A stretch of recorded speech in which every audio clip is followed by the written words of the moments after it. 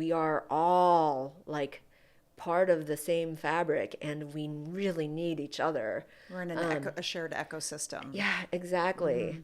And if, one part of that system is starting to crumble, like we have to figure out alternate ways.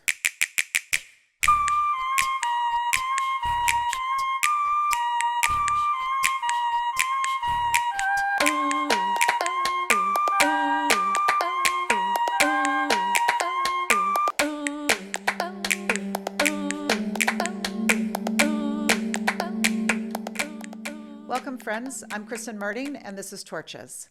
Today, we have the nuanced and provocative Aya Ogawa. Aya is an award-winning writer, director, and performer whose work premieres in New York City and then travels all over the country and the world. I'm very excited to speak with them today. Welcome, Aya. Thank you so much. Yay. So, how did you come to be in downtown performance? It was kind of an accident because when I was in high school, I wanted to become an actor. It was around when I was 13 years old. I felt so drawn to theater, even though I had not really seen any performance. It was a strange kind of urge. Interesting. Yeah, and I don't know if this makes logical sense, but the story that I tell myself is that, in my childhood, we moved around a lot. I was born in Tokyo, but we lived in Houston, Texas. We lived in Atlanta, Georgia, back to Tokyo, and then different cities in California. And I always just felt like an outsider, like never at home, kind of always estranged from my environment. Mm-hmm. And I struggled to kind of put myself out into the world because I didn't know, what I was supposed to do, how I was supposed to behave, because so much of our identities they fit our context, or our context informs who we are. And because I was in a kind of constantly shifting environment, I really yearned for a place that I could call home, a place where I could just be myself and feel comfortable. Somehow I found theater, and through acting, like through playing other people, I finally felt that kind of groundedness and confidence in myself. I wanted to be an actor starting at the age of 13.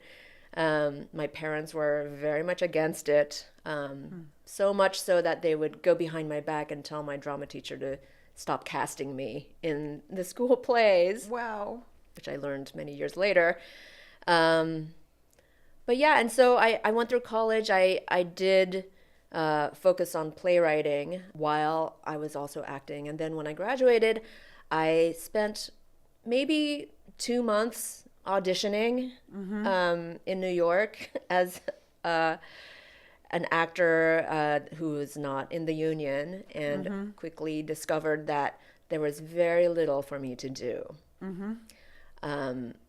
And I was auditioning for parts like Tibetan woman number 2 or sexy dragon lady. Like literally, these were the roles, right? And I was like, oh shit, this is why my mother was so against me going into theater, because she was like, you're going to spend your life playing maids and prostitutes. Is that what you want to do? And I remember saying to her when I was in high school, like, well, that, I'm going to make my own theater. So I'm not going to do that. I'm going to make my own theater. I didn't know what that meant at the time at all. But so essentially that's what I started doing. I was like, I'm going to be poor anyway. I'm not going to be poor playing these roles that I don't want to play. Yeah. I want to make work that's meaningful to me.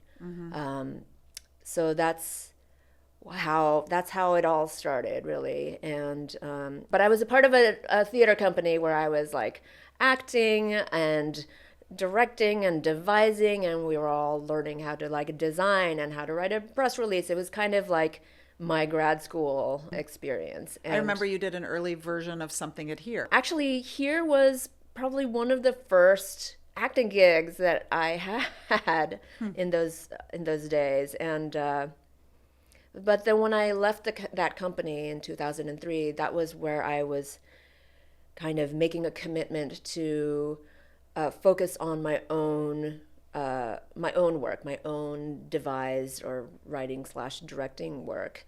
And I was the first project I was working on was a take on Hamlet, actually. The character of Ophelia had always plagued me. I was like, what are we supposed to do with this character? A lot of her characteristics kind of annoyed me. But I feel like what was actually annoying me about her existence were things that I found kind of the same things that were plaguing me in my life as a woman, as an Asian person in a predominantly non-Asian context. Deconstructing those parts of Ophelia's character and setting them in a contemporary context became for me a way of exploring and exploding my experience, my cultural identity in a way. And I feel like when I was making that piece, I didn't actually have the language or vocabulary to talk about what exactly it was that I was doing. I was just doing it, you know? You were the first person. You were the first person actually who like believed in that project. I don't know exactly. We never had a conversation about like what it was that you saw in it or wanted to encourage in it. I think I saw a really unique voice and perspective, and that you were truly curious about identity in that piece in a way. It was in all these different languages. It was all these different aspects of Ophelia's, like, she's kind of a cipher. Like, there isn't enough that fully fleshes her out. And I felt like you were like, she could be this, she could be this, she could be this. You were exploring this whole world that she inhabited, which is the world inside all of us, that complexity. Yeah, And yeah. it just felt very unique what you were exploring. Thank you. Yeah, so I felt like I got a lot into that piece that I didn't even know how to articulate and analyze, you know. And looking back now, that was, you know, about 20 years ago, which is insane. Yeah, I see that piece very much as like an exploration of identity. Amazing. What's an experience that is personal, political, or creative that has most shaped the person that you are today? Yeah, it's hard to identify one. I think that I would have to, well, so when I was in eighth grade, I arrived at a school where they had a drama program, and this was my first real experience with theater. And my teacher, her name is Roz Goodrich Sanitas, she was one of those people who, you know, she wasn't teaching theater, she was teaching how to be a human being in the world. Oh my God, I'm gonna get emotional. And that was just so important to me at that time, especially as a teenager, and feeling like, well, this is the 80s, right? So it was very, I mean, things were just very hierarchical, I would say. And she was kind of one of the few adults in my life who treated her students like full human beings, you know, and not looking down on them, not talking down to them, really encouraging us to be ourselves and to explore all our own facets of who we were. And so that I really feel like our relationship gave me the footing that I needed to, and the courage to pursue what I wanted to do. And then all the other things I feel like that propelled me forward were obstacles, Right. Like I said, my parents were really against it. And, once I think my first several professional experiences in the theater were framed by really ill-intentioned men. So I felt like I was constantly pushing and fighting and clawing my path forward. And it wasn't what I wanted to do. You know what? If the path had been easy for me, if I had gone out and auditioned and got cast in really wonderful and rich roles, I wouldn't have become a downtown theater artist. I would have been perfectly happy being an actor. But it was just this fight, really, this clawing out of these situations that propelled me forward and propelled me to continue to create my own work. Well, I think it's horrible that you had those experiences, but I'm grateful that you became a downtown artist that makes your own work because Me too. your voice is really extraordinary and we're lucky to have it. Oh, thank you. Yeah.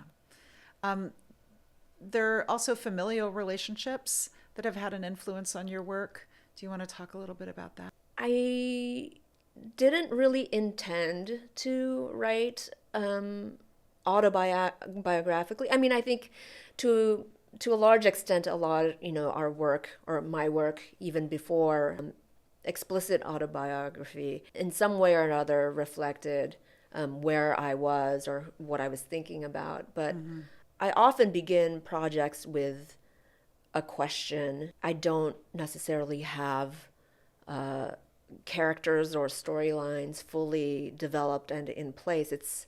I'm not really after the story per se, even though story is very important to me. But I'm pursuing a question, and I was exploring what failure meant for a variety of different reasons. The first reason is that, I had a critic come and see a show and call it a failure maybe a dozen times in a review. And that was really kind of a shock to me.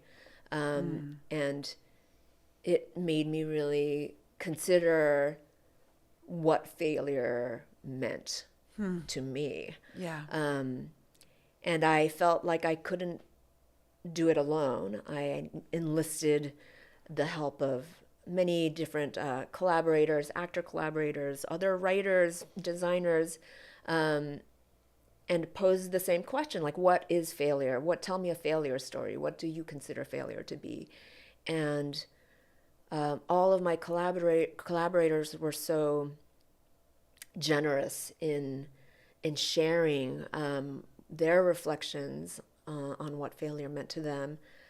And this space that I had created by asking the question became a sort of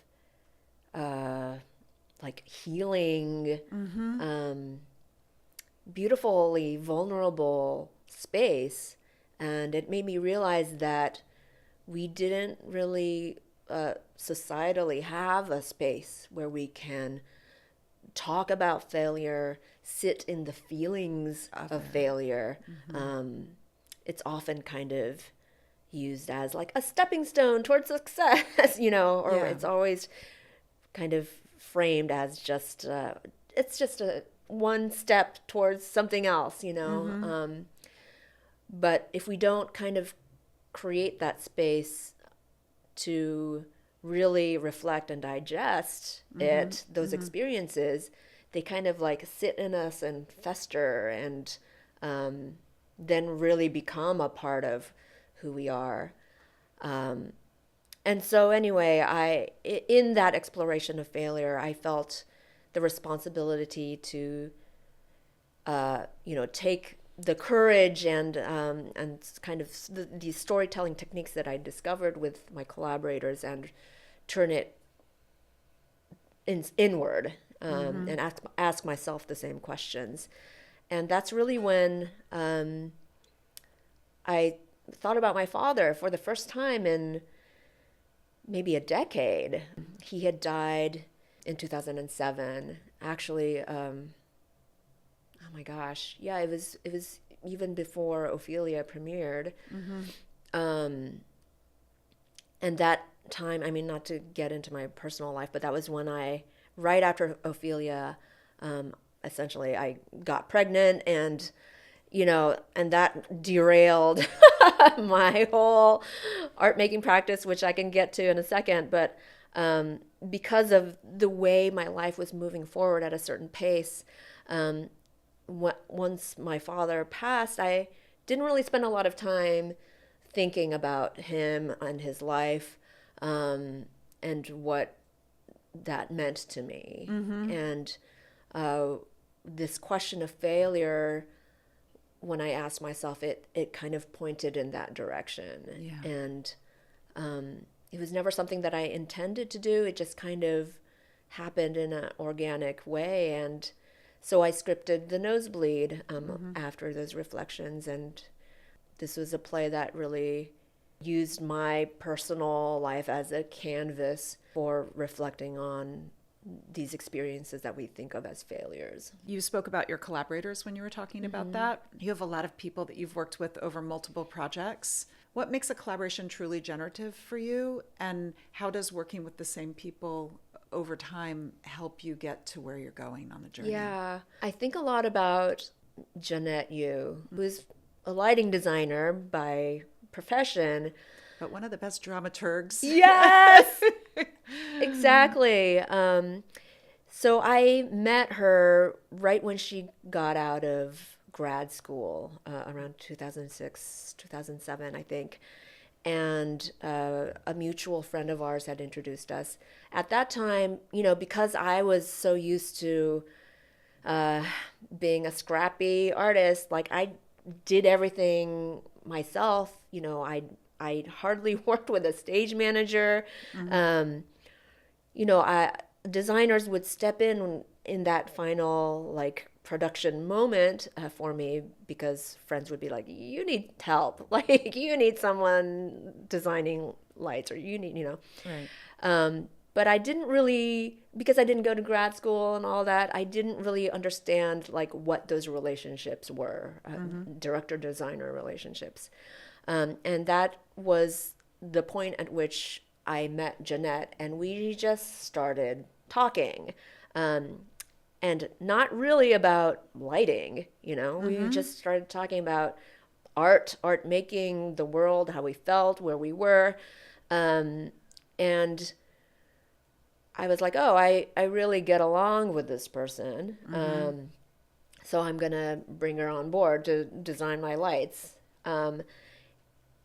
But as our working relationship developed, and because we had a kind of a friendship and a trust underlying our working relationship, we just started having these incredibly nuanced and explosive and so exciting conversations, artistic conversations. She would bring to the table things that I hadn't considered. And so her voice became just like something trusted, someone I always ask to read a play or come to a reading. Not because I mean, inevitably I will ask her to design my lights, but on some level, I don't need her extraordinary skill set. I don't have the budget sometimes, Right. she's incredible. She can do so much. I actually don't need her to do all the crazy things with the lights, right? But I want her brain in the Yes. room, and I want her thinking, reflecting on the thing that I'm trying to make.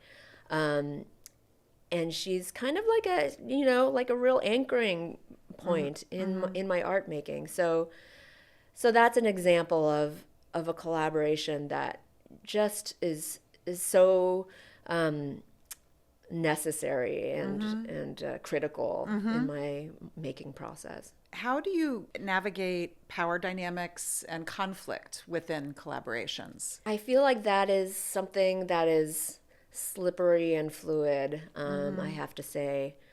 I think that in all of my projects, I try to cultivate trust amongst the company. I want to make sure that my collaborators know that they can call me out on things if I'm doing something that's doesn't sit right with them, or feels counter to what I said I wanted to do.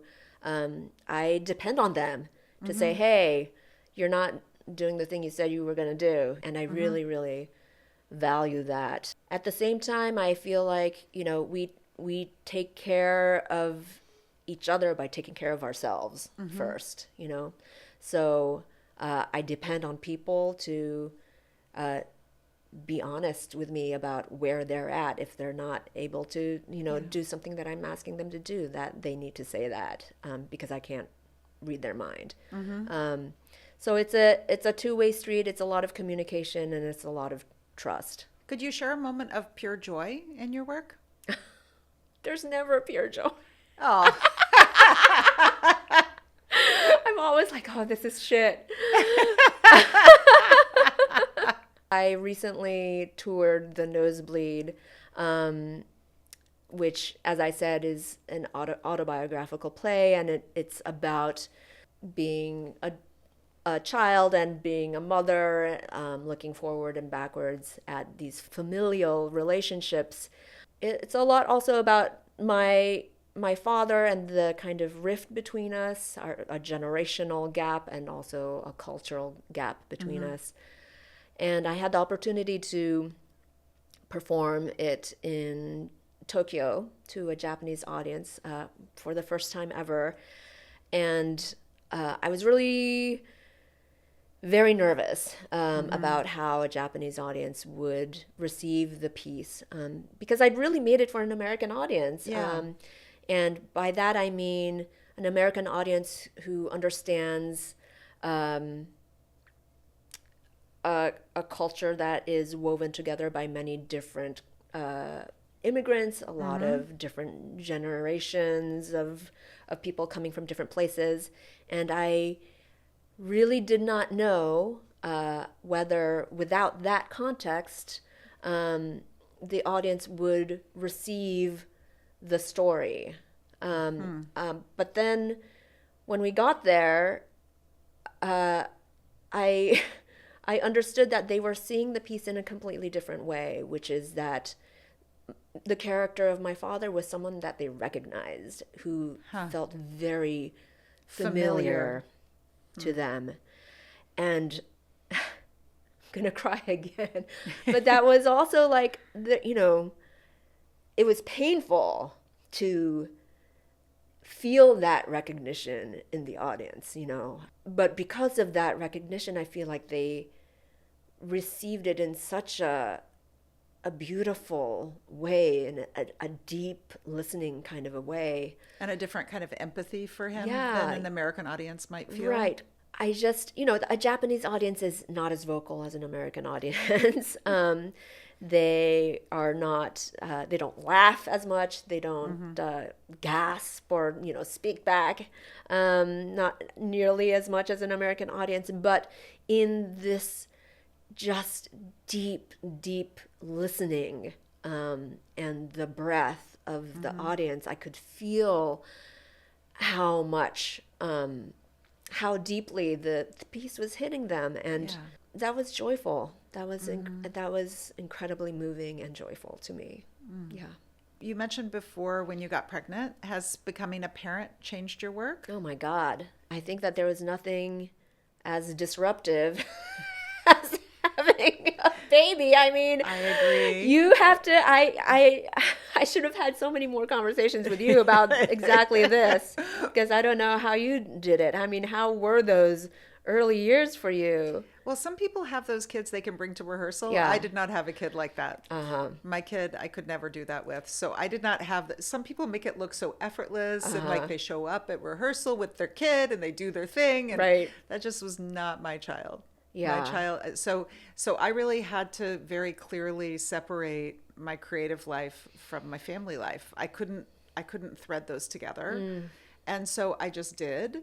But I definitely directed less the first couple of years because I just didn't, with running here and a child, and like there just wasn't the bandwidth My God. to do all three of those I things. can imagine. Yeah. Yeah, I mean, I was the moment that I got pregnant, I was still working full time at a office job. I mean, it was like performing arts related, but Right. my life was like working 9 to 5 and rehearsing 7 to 11. Like that was the way I had structured my life to be sustainable, and I thought that that's what I would just continue doing until I died. But when the baby came, I was like, oh, shit. Like, what am I doing? Because then the office job was barely paying for the childcare. Right. And then when I had to pick up my kid from daycare, I had to be with the kid. Yeah. Like, I wanted to, Yes. I wanted Yes. to be with my child. And so I think, I would say like for 10 years, I turned down jobs that would take me out of town. Yep. I did that too. Yeah. And it was hard, as much as I enjoyed my time with my kid, and I absolutely don't regret that time. It was incredibly difficult in the moment, feeling like, oh, I might not make a work of art ever again. Like I didn't feel like my identity as an artist was so just made invisible and Yes. mangled. I do feel the field has improved since we had our kids. Yeah. I do feel like there are artist colonies now where you can bring a kid, or there are theaters that are now accommodating childcare as part of if you traveled there and housing your family as well as you. But that was not happening when we had our kids. No, not at all. Not at that time. I mean, No. yeah, I think it was very much like you don't talk about it. Yeah. And as a result, like I didn't know who had a kid, and so I didn't know who I could talk to about that kind of stuff. It was really hard to persevere in that time. And so I spent a lot of years taking on more. So eventually I quit my day job so I could be a mom, and I took on more like translation work because that was still making money, still an artistic practice for me, and I could do it, whenever I had the time to do it. And that was the way I survived those early years. And now I just make plays about them as revenge. Yes. That's what you get. Yeah. How have we were just talking about institutions and not providing support when you were first becoming a mother, but how have institutions supported or failed to support your work? As a primarily or often, I end up self-producing or producing in collaboration with a presenter, and those partnerships are different from being produced fully by an institution.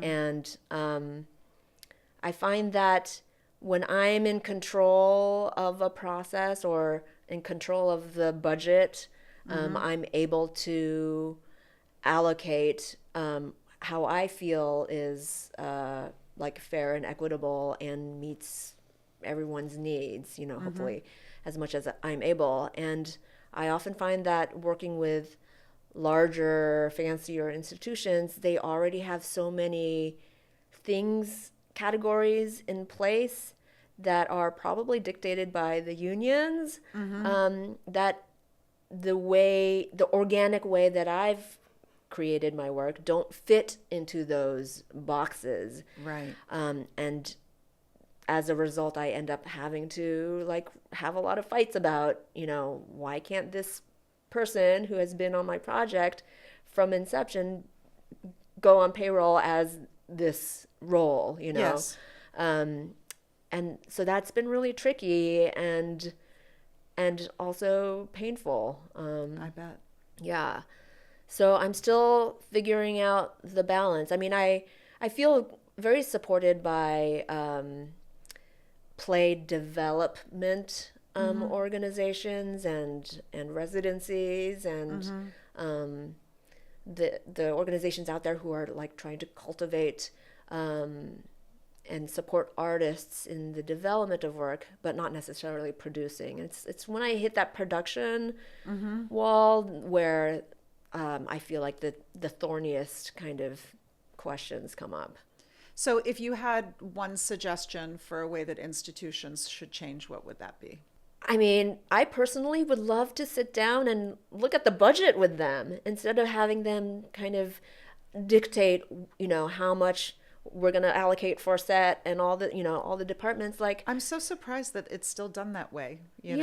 We never did it that way. We always developed the budget together with the artist to Right, assess because- their priorities. So why are institutions still doing that? yeah, exactly. I think that, I think the difference is like if they're picking a project from a pile of scripts and they are assembling the creative team, their structure probably works for that model, you know. Right. But for someone like me who's kind of working in a different way or more organic way where like,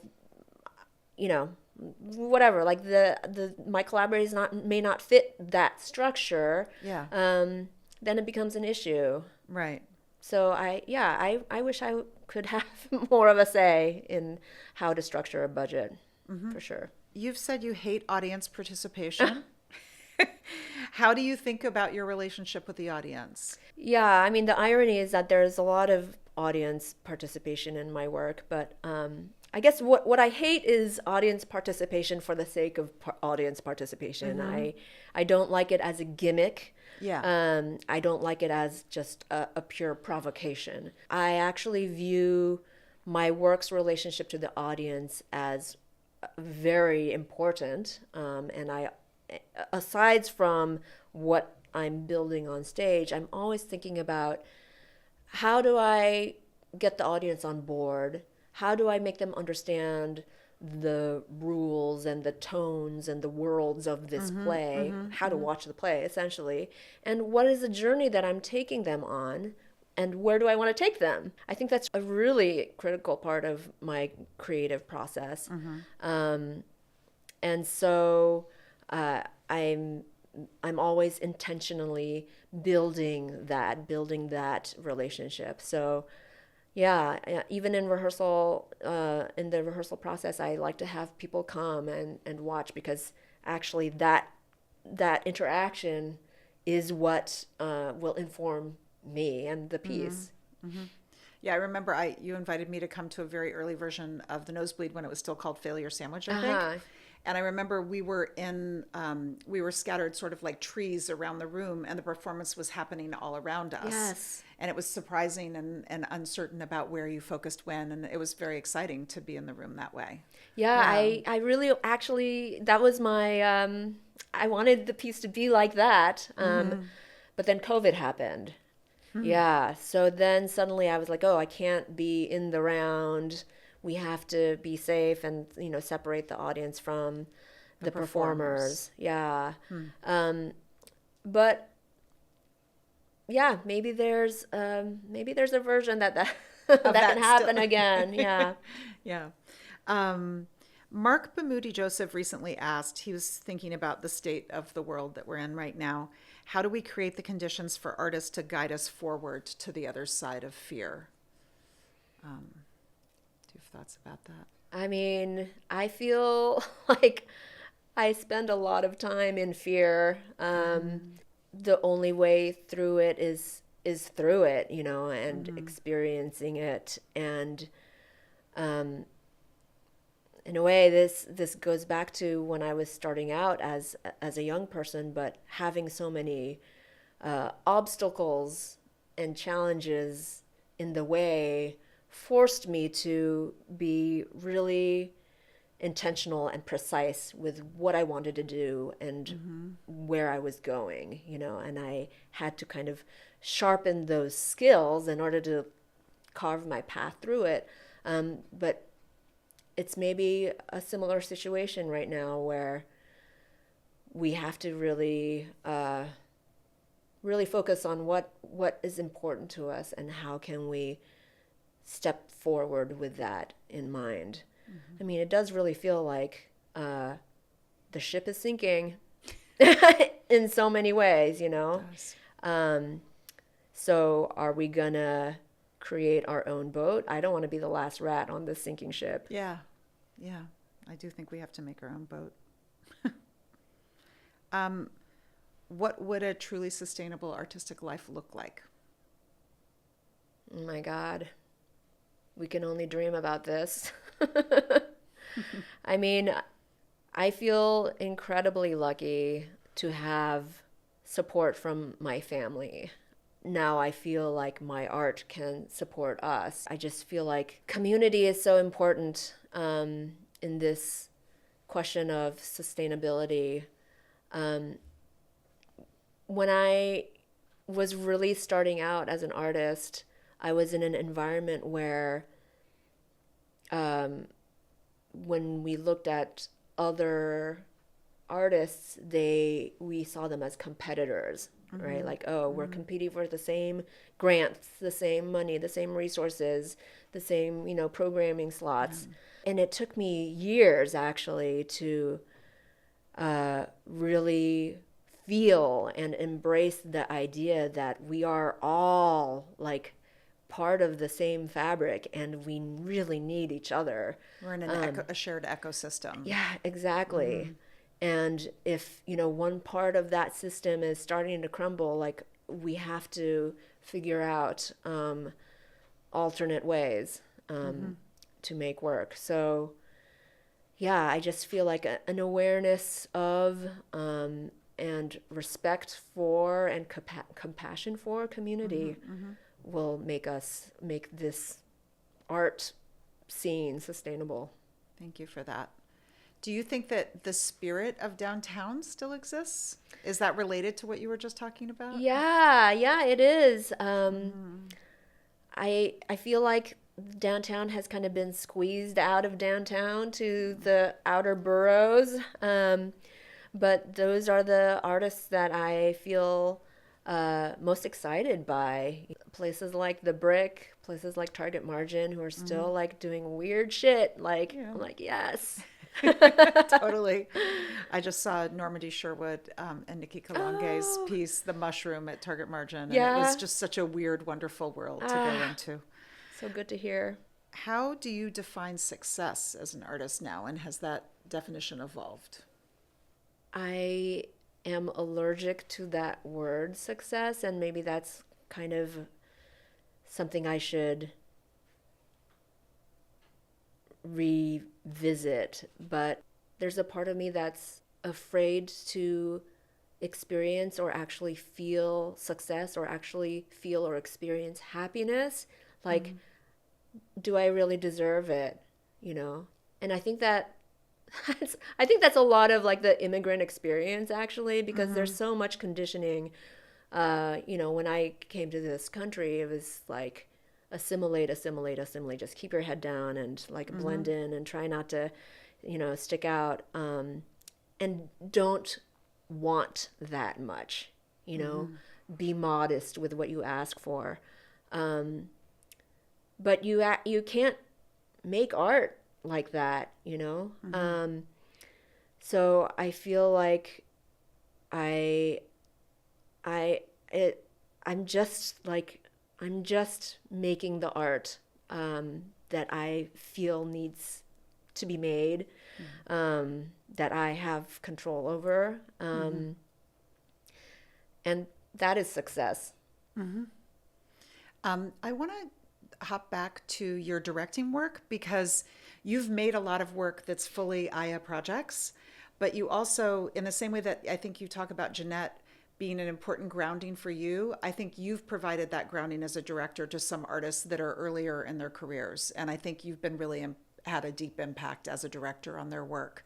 Could you talk a little bit about what you find exciting about that work and why you've chosen to do that more recently? Yeah, I actually never thought that it would be something I was interested in because, I mean, making a play, it's just so much. It's so much energy, so much thought and dreaming and resources, and it just takes so much out of you.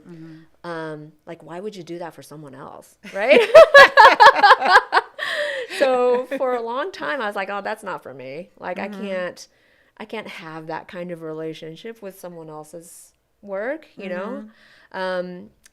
but it was when I met Haruna Lee, and they approached me to direct a reading of their play, and I was like, come on, no, that's not gonna happen. That's not gonna happen. And I read the script, and I was like, oh, this is disgusting. Like, this play is disgusting and shocking, and then I don't know what I'm supposed to do with it, but I was like, out of courtesy, I had a meeting with them, and we just started talking, and it was one of those meetings, I mean, similar to my meeting with Jeanette in a way. We just started talking and kind of like resonating with each other as human beings and as artists. And then I was like, oh shit, now I have to direct this reading.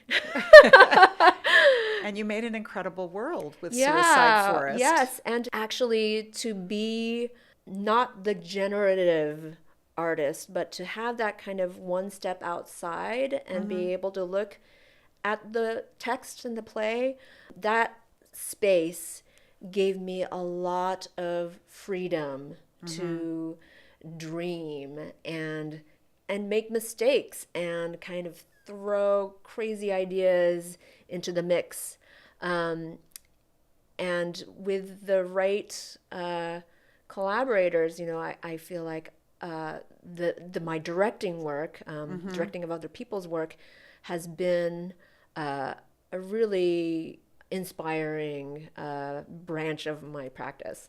Okay. Yeah. Great. Thanks to you for joining us today. Thanks to Hal Round for hosting. And we hope you'll come back to see more of Torches.